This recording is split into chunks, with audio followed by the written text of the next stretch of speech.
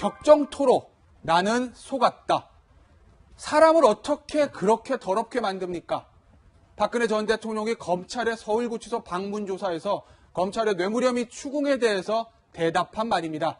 박 전 대통령은 모든 혐의를 부인하면서 억울함을 토로했다고 하는데 오늘의 첫 번째 소식은 검찰의 박 전 대통령에 대한 피의자 신문조서 내용입니다. 네, 그 신문조서 무려 300페이지에 달할 만큼 방대했다고 하고요. 지금까지 5차례 검찰의 조사에 응했는데 핵심적인 부분에 대해서 박 전 대통령 본인이 어떻게 이야기했는지 직접 하나하나 짚어보도록 하겠습니다. 먼저 박 전 대통령의 격정토로 나는 속았다. 최순실 씨와의 관계가 국민들의 공분을 일으켰던 국정농단의 시발점이었죠. 여기에 대해서 최순실을 선거운동에 돕게 한 이유가 무엇이냐. 본인이 직책도 없고 관련한 어떤 정치적인 경력이 없는데 라고 했더니 박 전 대통령 이렇게 얘기합니다. 문고리 3인방이 최순실 의견을 들었을 뿐 제가 따로 지시한 것이 아닙니다. 라면서 이 부분에 대한 본인의 무고함을 주장하고 있습니다. 의상이나 공식 의료진에서 말하기 불편한 부분은 도움을 받았다고 또 항변했습니다. 최순실과 이 부분 주목하셔야 됩니다.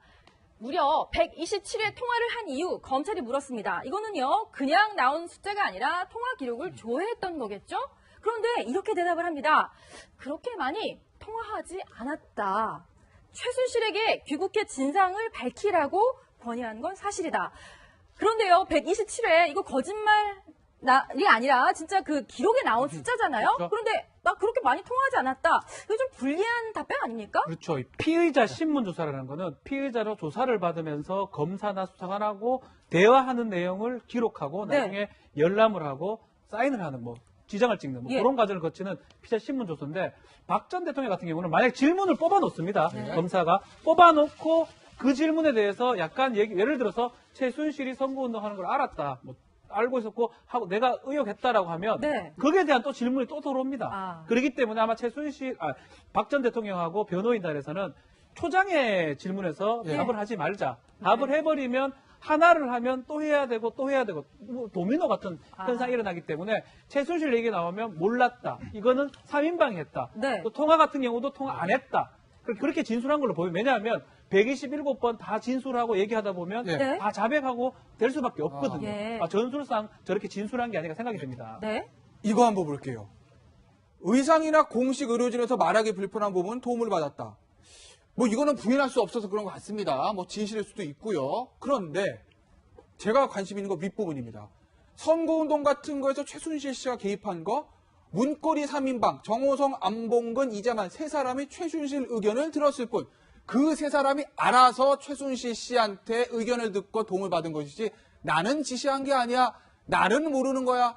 최순실 씨가 선거운동에서 뭘 했는지 국정 운영에 어떻게 관여한지 난 몰라. 3인방이 알아서 지시를 받은 거야라는 내용인데 이게 아마 이 최순실 국정 개입에 대해서 나는 모르고 3인방과 최순실 씨의 일이다라고 꼬리를 자르기 위해서 이렇게 얘기했을 가능성은 없을까요? 그러니까 결국 저는 이번에 그 박근혜 전 대통령에 보면 본인이 엮였다라는 이야기를 한번 하지 않습니까? 근데 이게 검찰이나 다른 게 엮인 게 아니고 오히려 또 3인방과 최순실에서 엮였다. 이런 투로 지금 전체 조서 내용을 보면 그렇게 읽혀지는데 특히 이 조서가 이제 지난 3월 21일에서 3월 31일까지 서울중앙지검과 그다음에 이제 서울구치소에서 한 그런 내용이지 않습니까? 근데 이게 단순히 2012년 무슨 대선만 하고 보면 일간 이해가 될 수 있는 부분도 있어요. 그렇지만 최순실이 선거를 도운 거는 이때뿐만이 아닙니다. 1998년도에 본인이 보궐선거로 할 때부터 그때부터 최순실은 꾸준히 대통령을 도와왔어요. 그러니까 선거를 도왔고 직접 여러 가지 문제를 다 해결해 왔습니다. 자, 그런데 그 역사가 있는 것이거든요. 그러면 꾸준히 그렇게 해온 것인데 단지 선거 자체를 3인방과 최순실에게 들어서 따로 지시한 게 아니다라고 이야기를 하는 것 자체가 상당히 모순적인 측면이 있죠. 이미 전부터 그 선거 자체 항상 개입을 해서 항상 도와왔는데 단순히 그게 단지 본인이 지시하지 않았다고 해서 하지 않는 것인가. 이건 제가 볼 땐 좀 이해가 되지 않고 실제로 최순실이 보면 항상 옆에 지근거리 있었잖아요. 모든 일을 다 해결해 줬지 않습니까? 그러니까 그런 면에 볼 때는 사실 박근혜 전 대통령의 최순실의 역할을 부인할 수 있는 그런 어떤 근거는 제가 볼 때 별로 없다고 봐요. 부인할 수 있는 근거는 없는 것으로 보인다. 그런데 대답은 이렇게 했습니다. 박근혜 전 대통령은 최순실과의 직접적 관계를 차단하고 나는 모르고 문고리 3인방과 최순실의 그들만의 리그였다라고 네. 얘기하는데 문제는 이런 일반의 주장을 통해서 공모를 할 만한 예. 국정농단을 공모할 만한 관계가 형성되지도 않았고 경제 공동체적 관계도 아니라는 걸 얘기하고 있으나 우리가 잘 알다시피 정호성 녹취 파일에 보면 정호성 비서관의 녹취 파일에 보면 그런 게 있지 않았습니까? 최 선생님께 보고해라, 최 선생님께 상의해라라고 하는 얘기가 나오는데 예전 녹취 파일이요? 예, 그것을 예. 어떻게 설명할 것인지 또 하나 127회 통화하는 건 예. 6일 있을 때 최순실이 예. 도쿄했을 때 통하고 실제로 특검이 밝힌 건 6개월 동안 570회 그것도 한 번에 30분 이상 더 기가 막힌 것은 예. 대통령이 대국민 사과한 그 당일날도 최순실과 통화한 기록이 남아있다는 겁니다. 그렇기 예. 때문에 제가 볼 때는 아마 대통령의 주장으로 최순실과 관계를 부인하기 위해서 네. 일관되게 저런 주장을 하더라도 예. 예. 검찰이 내미는 특검이 내미는 이런 증거에 대해서까지 재판부는 부인하지 못할 거라는 생각이 듭니다. 증거 정호성 녹취 파일 말씀 중요한 말씀하신 것 같고요. 최순실 씨와의 관계를 이제 부인하기 위해서 또 여러 가지 이야기를 하는 듯 보이는데요. 장시호의 존재에 대해서 알고 있었냐는 질문에 대해서는 보도를 통해서야 알았다. 최순실의 언니, 최순득의 딸이라고 알았다라고 이야기를 하고 있고요. 최순실이 국가 기밀 자료를 소지한 이유에 대해서 묻자 이 부분 국민들이 굉장히 궁금했고 또 공분을 일으켰었죠. 유출 문서가 청와대 밖으로 나간 걸 직접 확인한 건 오늘이 처음이다. 나도 놀랐다. 정호성에게 문서 전달 지시한 적 없고 최순실 소지 경위도 모른다. 그러니까 말 그대로 정말 나는 몰랐다. 아까 말씀하신 대로 그들만의 리그에서 일어났던 일이라고 하는데 이거는 이제 본인이 무능한 어떤 대통령이라는 비난을 감내하더라도 이게 불법적인 건 아니라는 그런 포석이 깔린 걸까요?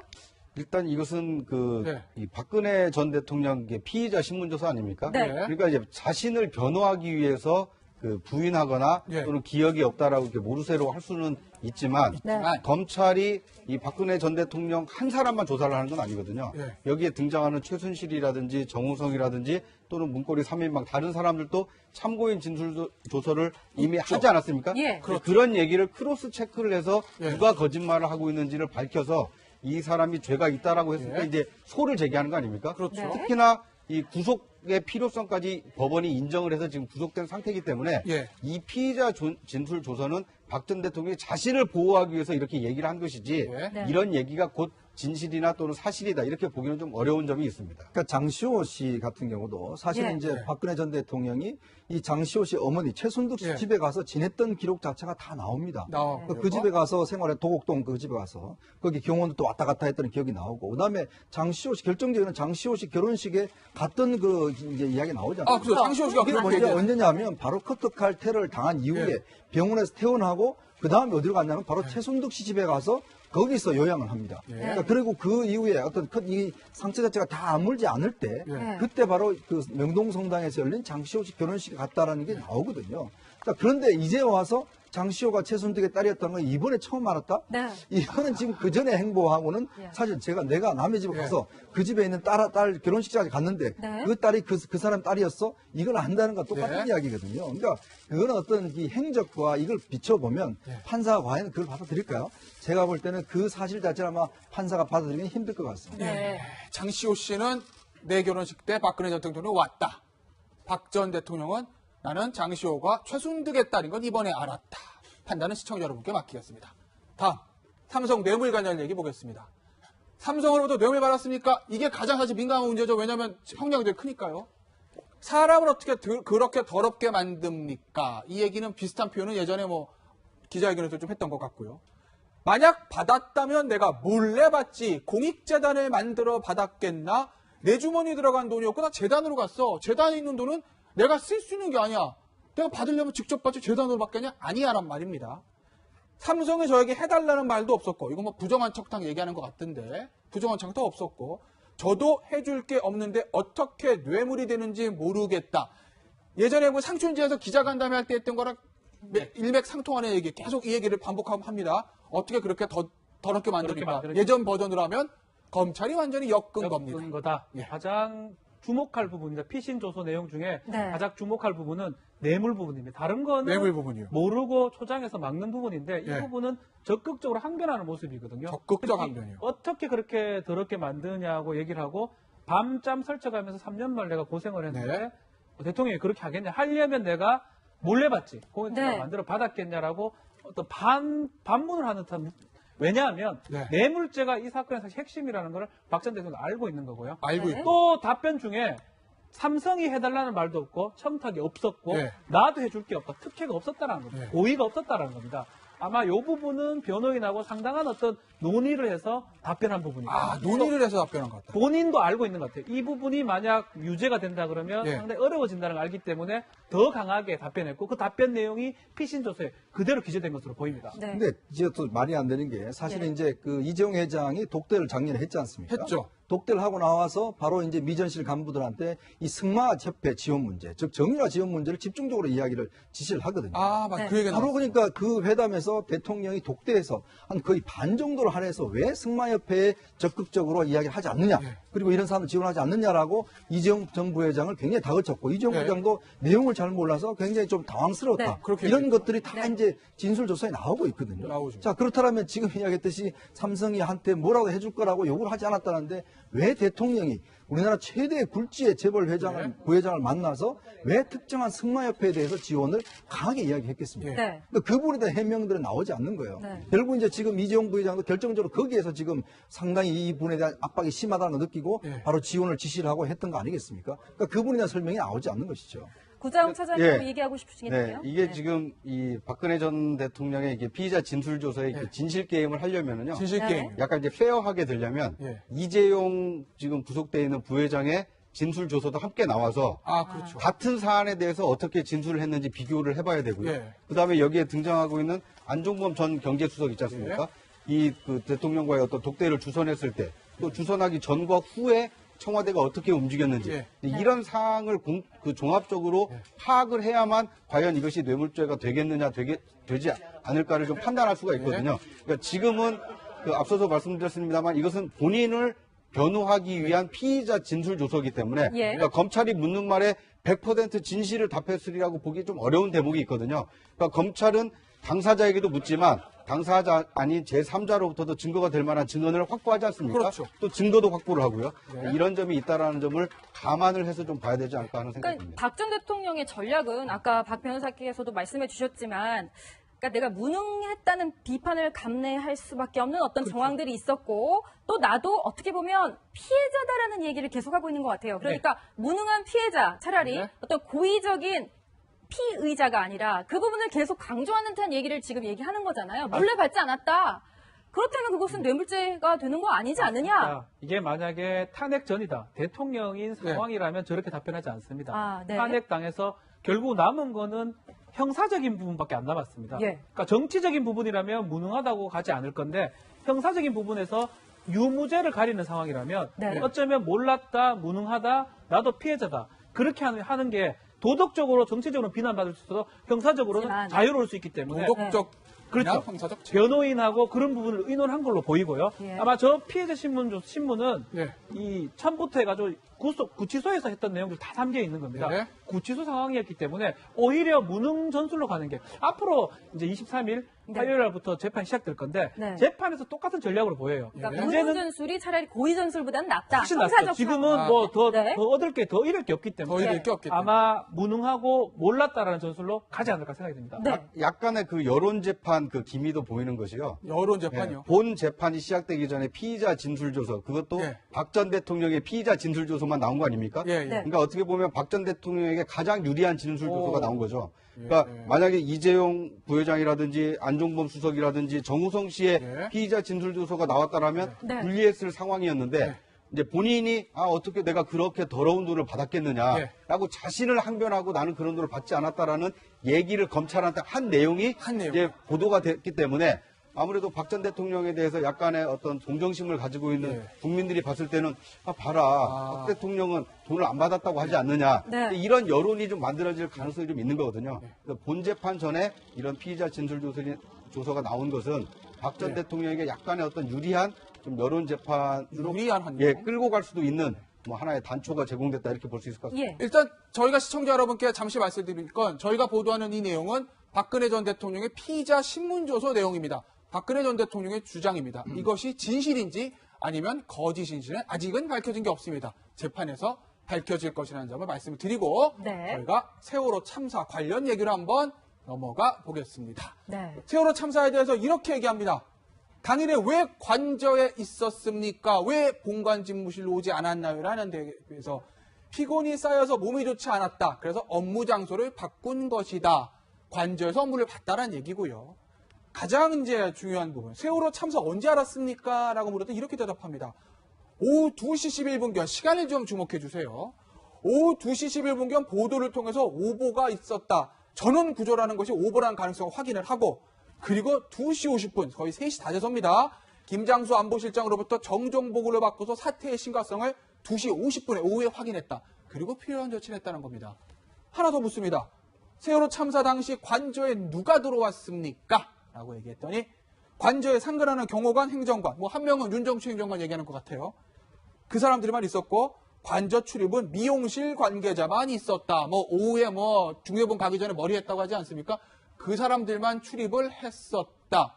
그러면 저 안보실장은 안 왔다는 거네요. 뭐 이런 얘기를 했는데 서양호 소장, 이 박근혜 전 대통령 세월호 참사, 전 대통령의 세월호 참사 관련에 대한 대답 일단 어떻게 김희수 신임 헌법재판소장이 소수 의견으로 세월호에 대한 대통령의 직무 혜택에 대한 부분들은 탄핵 사유에서는 소수 의견으로 해서 예. 포함되지 않았습니다. 네. 그럼에도 불구하고 탄핵에는 이르지 않았지만 국민의 생명과 재산을 지켜야 될 대통령으로서 엄청난 인명이 희생당한 그 참사 앞에서 예. 저렇게 관저에서 몸이 좋지 않았다는 이유만 머물렀다는 자체를 시인한 것만 해도 제가 볼 때는 그 탄핵의 사유인지 몰라도 도덕적이고 대통령으로서의 자신의 역할과 본분을 제대로 수행한 것인가에 대한 직무에 대한 문제에 대해서는 여전히 논란이 남다는 생각이 들고요. 특히 오후 2시 21분경에 보도를 통해 오보 가능성을 확인했다는데 오보는 이미 오전에 12시 전에. 예, 12시 전으로 해서 언론들이 이미 오보라고 정정 보도해 나갔기 때문에 네.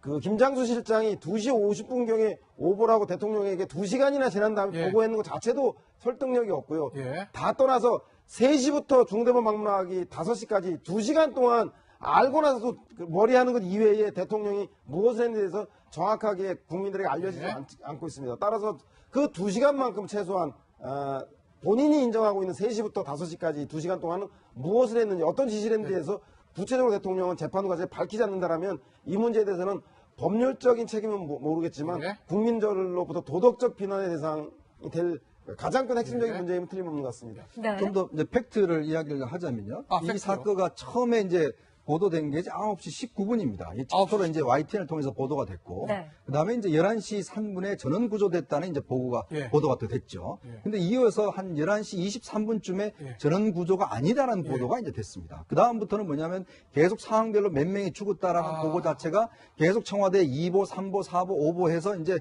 청와대에 보고가 되는데 예. 네. 문제는 대통령이 이제 어떤 이게 상황 자체가 이게 좀 상황이 많이 죽었다 인지된 상황 자체가 2시 11분입니다. 예. 그러니까 이미 이 상황 자체가 이 상황이 사람이 많이 죽었다. 이 상황은 이미 11시 좀 반부터 이 시각가로 보도가 됐던 것이에요. 네. 근데 대통령은 2시 11분 돼서야 이게 오보라는 사실을 이제 확인했다는 네. 것이고요. 또 나중에 이제 이걸 확인하고 난 다음에 중대본 반문에 시간이 굉장히 많이 걸리지 네. 않습니까? 그래서 지난번 그 헌법재판소 재판할 때 그때 변호인 측이 증거로 제시한 게 무슨 차 하나가 이제 예, 주차가 뭐 예, 했다는 게 맞아요. 나중에 이거 보니까 이게 불법 주차된 걸 그냥 견인했던 거예요. 무슨 예, 차가 견인이요. 돌진해서 간 게 아니고. 그렇죠. 자, 그렇다면 이제 그 사이에 그럼 대통령은 왜 그렇게 중대본에 늦게 갔는지. 네. 그러니까 그 이유를 갖다가 예를 들어서 그 현장에서 뭐가 문제가 있었다는 걸 제시를 했는데 예. 현장에서는 그냥 불법 주차한 차량밖에 없었어요. 없었어요. 자, 그것도 이제 기자차입니다, 당시에. 자, 그렇다면 실제로 그때 상황은 아무런 상황이 벌어지지 않았다는 게 그동안의 객관적인 상황이 조사가 됐단 말이에요. 예. 그러면 대통령은 그 시간 동안 왜 그렇게 늦게 갔는지 네. 그것에 대해서는 여전히 아직까지 대통령도 이야기하고 있지 않는 부분이죠. 저도 궁금합니다. 이현정 위원께서 이현정 검사가 되셔서 법정에 그날 서신다면 분명히 이제 오후 2시 11분경에 보도를 통해서 오보 접했다고 이야기하시지만 피고인 박근혜에게 묻습니다. 모든 언론사에서는 훨씬 그보다 전인 12시 전에 오보 내용이 다 나왔는데 어찌하여 이 시점에서만 이 오보를 인식했습니까라고 물으실 것 같은데요. 묻는다면 거기에 대해서 답할 의무가 있습니까? 답해야 합니까? 사실 세월호 관련해서는 실제로 형사적인 범죄로는 좀 보기는 좀 어려운 부분들이 있습니다. 네. 특히 그렇기 때문에 세월호를 검찰에서 어떤 식으로 접근할지 모르겠지만 이 질문을 한다 그러면 박 전 대통령이 여전히 똑같은 방식으로 답변할 걸로 보여요. 네. 질문한다면 당연히 그전에는 몰랐고 예. 2시 11분경에 이런 것들을 알았다고 얘기를 하면서 결국은 이 상황을 빠져나가는 모르는 전략, 모르쇠 전략으로 빠져나갈 가능성이 아주 높다. 이렇게 주장을 하더라도 예. 검찰이 내미는 특검이 내미는 이런 증거에 대해서까지 재판부는 부인하지 못할 거라는 생각이 듭니다. 증거 정호성 녹취 파일 말씀 중요한 말씀하신 것 같고. 최순실 씨와의 관계를 이제 부인하기 위해서 또 여러 가지 이야기를 하는 듯 보이는데요. 장시호의 존재에 대해서 알고 있었냐는 질문에 대해서는 보도를 통해서야 알았다. 최순실의 언니, 최순득의 딸이라고 알았다라고 이야기를 하고 있고요. 최순실이 국가 기밀 자료를 소지한 이유에 대해서 묻자 이 부분 국민들이 굉장히 궁금했고 또 공분을 일으켰었죠. 유출 문서가 청와대 밖으로 나간 걸 직접 확인한 건 오늘이 처음이다. 나도 놀랐다. 정호성에게 문서 전달 지시한 적 없고 최순실 소지 경위도 모른다. 그러니까 말 그대로 정말 나는 몰랐다. 아까 말씀하신 대로 그들만의 리그에서 일어났던 일이라고 하는데 이거는 이제 본인이 무능한 어떤 대통령이라는 비난을 감내하더라도 이게 불법적인 건 아니라는 그런 포석이 깔린 걸까요? 일단 이것은 네. 이 박근혜 전 대통령의 피의자 신문조사 아닙니까? 네. 그러니까 이제 자신을 변호하기 위해서 부인하거나 예. 또는 기억이 없다라고 이렇게 모르쇠로 할 수는 있지만 네. 검찰이 이 박근혜 전 대통령 한 사람만 조사를 하는 건 아니거든요. 예. 여기에 등장하는 최순실이라든지 정우성이라든지 또는 문고리 3인방 다른 사람들도 참고인 진술 조서를 이미 하지 않았습니까? 예. 그런 얘기를 크로스 체크를 해서 예. 누가 거짓말을 하고 있는지를 밝혀서 이 사람이 죄가 있다라고 했을 때 예. 이제 소를 제기하는 거 아닙니까? 그렇죠. 네. 특히나 이 구속의 필요성까지 법원이 인정을 해서 지금 구속된 상태이기 때문에 예. 이 피의자 진술 조서는 박 전 대통령이 자신을 보호하기 위해서 이렇게 얘기를 한 것이지 예. 네. 이런 얘기가 곧 진실이나 또는 사실이다 이렇게 보기는 좀 어려운 점이 있습니다. 그러니까 장시호 씨 같은 경우도 사실은 예. 이제 예. 박근혜 전 대통령이 이 장시호 씨 어머니 최순득 씨 예. 집에 가서 지냈던 기록 자체가 다 나옵니다. 나오고. 그 집에 가서 생활해 도곡동 그 집에 가서 거기 경호원도 또 왔다 갔다 했던 기억이 나오고 그다음에 장시호 씨 결정적인 장시호 씨 결혼식에 갔던 그 이제 이야기 나오지 않습니까? 그래서 장시호 씨가 그게 그렇게 먼저 얘기했어요. 언제냐면 바로 커터칼 테러를 당한 이후에 예. 병원에서 퇴원하고 그 다음에 어디로 갔냐면 바로 최순득 씨 집에 가서 거기서 요양을 합니다. 예. 그러니까 그리고 그 이후에 어떤 이 상처 자체가 다 아물지 않을 때 예. 그때 바로 그 명동성당에서 열린 장시호 씨 결혼식에 갔다라는 게 나오거든요. 그런데 이제 와서 장시호가 최순득의 딸이었다는 건 이번에 처음 알았다? 네. 이거는 지금 그 전에 행보하고는 예. 사실 내가 남의 집에 가서 그 집에 있는 딸 결혼식장에 갔는데 네. 그 딸이 그 사람 딸이었어? 이걸 안다는 건 똑같은 예. 이야기거든요. 그러니까 그거는 어떤 이 행적과 이걸 비춰보면 판사가 과연 그걸 받아들일까요? 제가 볼 때는 그 사실 자체를 아마 판사가 받아들이기 힘들 것 같습니다. 네. 장시호 씨는 내 결혼식 때 박근혜 전 대통령이 왔다. 박 전 대통령은 나는 장시호가 최순득의 딸인 건 이번에 알았다. 판단은 시청자 여러분께 맡기겠습니다. 다음, 삼성 뇌물 관련 얘기 보겠습니다. 삼성으로부터 뇌물 받았습니까? 이게 가장 사실 민감한 문제죠. 왜냐하면 형량이 되게 크니까요. 사람을 어떻게 그렇게 더럽게 만듭니까? 이 얘기는 비슷한 표현은 예전에 기자회견에서 좀 했던 것 같고요. 만약 받았다면 내가 몰래 받지 공익재단을 만들어 받았겠나? 내 주머니에 들어간 돈이었고 나 재단으로 갔어. 재단에 있는 돈은 내가 쓸 수 있는 게 아니야. 내가 받으려면 직접 받지 재단으로 받겠냐? 아니야란 말입니다.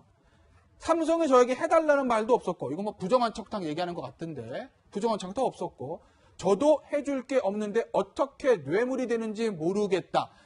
예전에 상춘지에서 기자간담회 할 때 했던 거랑 일맥상통하는 얘기 계속 이 얘기를 반복하고 합니다. 어떻게 그렇게 더럽게 만듭니까? 예전 버전으로 하면 검찰이 완전히 엮은 겁니다. 거다. 예. 가장 주목할 부분입니다. 피신 조서 내용 중에 네. 가장 주목할 부분은 뇌물 부분입니다. 다른 거는 뇌물 부분이요. 모르고 초장해서 막는 부분인데 예. 이 부분은 적극적으로 항변하는 모습이거든요. 적극적인 격정토로 나는 속았다. 사람을 어떻게 그렇게 더럽게 만듭니까?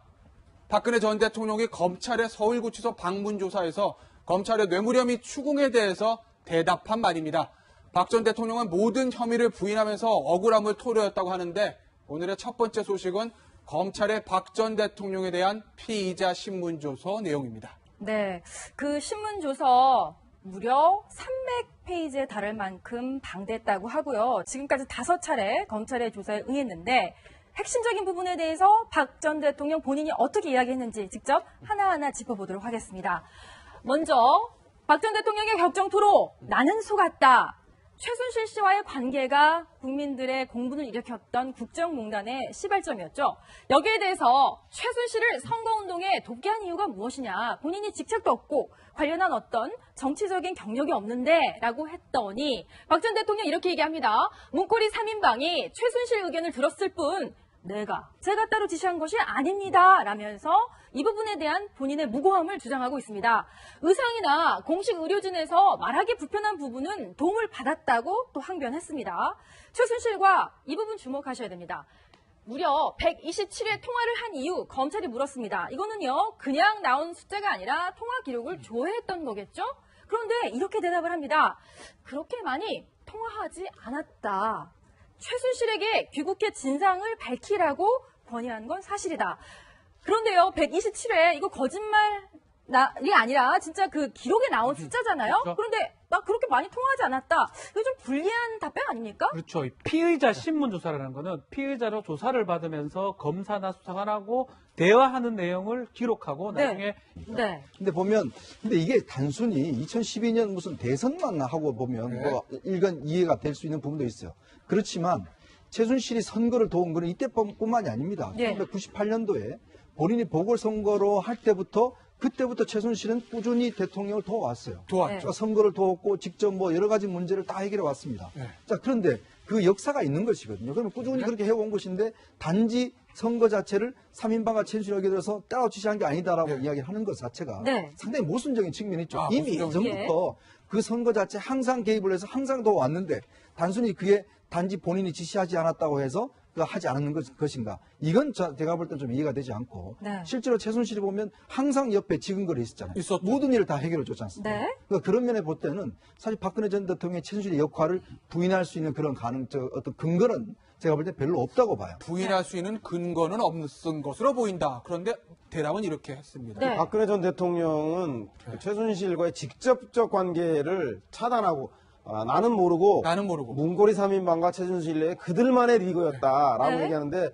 문제는 이런 일관된 주장을 통해서 공모를 할 만한 국정농단을 공모할 만한 관계가 형성되지도 않았고 경제 공동체의 관계도 아니라는 걸 얘기하고 있으나 우리가 잘 알다시피 정호성 녹취 파일에 보면 정호성 비서관의 녹취 파일에 보면 그런 게 있지 않았습니까? 최 선생님께 보고해라, 최 선생님께 상의해라라고 얘기가 나오는데 예전 녹취 파일이요? 예, 그것을 어떻게 설명할 것인지 또 하나 127회 통화하는 경우는 6일이 있을 때 최순실이 도피했을 때 통하고 실제로 특검이 밝힌 건 6개월 동안 570회 그것도 한 번에 30분 이상 더 기가 막힌 것은 대통령이 대국민 사과한 그 당일날도 최순실과 통화한 기록이 남아있다는 겁니다. 그렇기 때문에 제가 볼 때는 아마 대통령의 주장으로 최순실과 관계를 부인하기 위해서 일관되게 저런 주장 열람을 하고 사인을 하는 뭐 지장을 찍는 뭐 그런 과정을 거치는 피의자 신문 조서인데 박 전 대통령 같은 경우는 만약 질문을 뽑아놓습니다. 검사가 뽑아놓고 그 질문에 대해서 약간 예를 들어서